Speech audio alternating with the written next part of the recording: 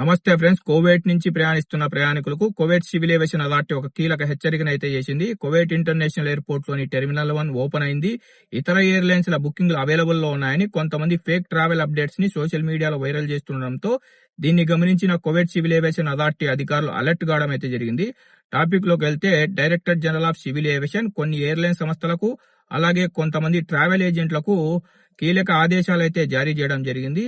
ఎందుకంటే Kuwait international airport లోని terminal 4, terminal 5 నుంచి కువైట్ ఎయిర్లైన్స్ ఇంకా జజీరా ఎయిర్లైన్స్ మాత్రమే విమాన సర్వీసులను ఆపరేట్ చేస్తున్నాయి.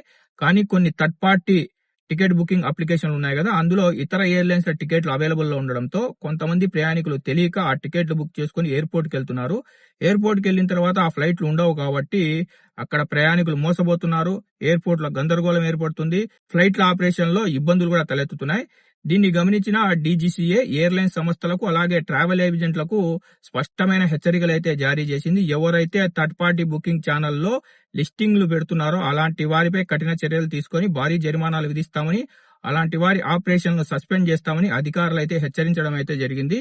అలాగే అధికారులు ప్రయాణికులకు కూడా కీలక సూచనలు అయితే చేశారు. టికెట్లు బుకింగ్ చేసుకునే ముందు అధికారిక ఎయిర్లైన్స్ వెబ్సైట్లు మాత్రమే వాడాలి.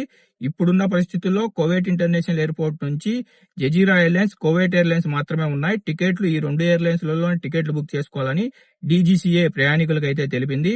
ఆర్థరైజ్డ్ బుకింగ్ ప్లాట్ఫామ్లు మాత్రమే నమ్మాలని, సోషల్ మీడియాలో ఫేక్ న్యూస్ నమ్మి వాళ్ళ ద్వారా టికెట్లు బుక్ చేసుకోవద్దని అధికారులు అయితే స్పష్టం చేశారు.